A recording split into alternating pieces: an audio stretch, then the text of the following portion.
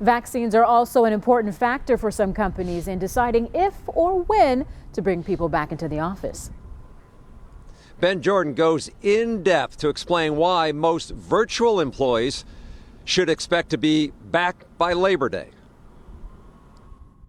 Downtown Milwaukee has been incredibly quiet for the past 14 months, but a new survey of Milwaukee's largest employers found that the number of in-person workers is expected to increase 200% by the end of the year. Marty Scales has worked from home since March of 2020, and he wouldn't have it any other way. I prefer virtually, and I have 2 young children, and I do most of the child care because my wife has to work in person. Employees at a global staffing company called Aquint feel the same. Aaron Bloom says it's led the company to do away with its office staff at City Center. We made the strategic decision to let our leases lapse because we know through research and surveys that we're doing of our staff across the country and across the globe that people really like the flexibility that they have working remotely. But as vaccination rates climb and coronavirus cases decline, several of Milwaukee's largest employers are eyeing an end to virtual work. Northwestern Mutual says hundreds of employees opted in to return to its downtown tower beginning next month. Manpower Group in downtown Milwaukee says it will slowly phase workers back. By mid-July, it estimates about 25% of employees to return to the office. We've reached out to employees and said, hey, you're welcome to start coming back as part of our soft open, test some of our new routines, some of our new hybrid work models.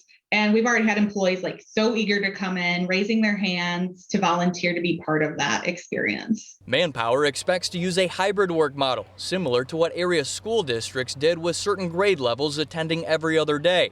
This model allows them to lease out 80,000 square feet of office space to other employers. We really took this as an opportunity to rethink everything and really look at our space of how could we leverage it for potential other startups, community partners, other businesses looking to expand in the Milwaukee area.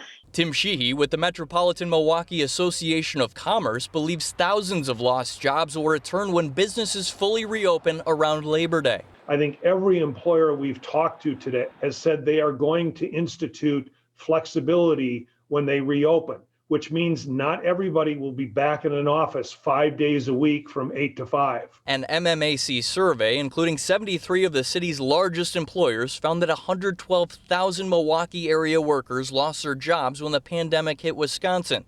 Since then, about half of those jobs returned. The companies don't want to be the first ones back. They don't want to make a decision on being the first to open up. They want to make a decision that's right to open up. A recent economic study involving thousands of American workers found that employees would like to work from home nearly 50% of the time, whereas employers would like to see just one virtual day a week.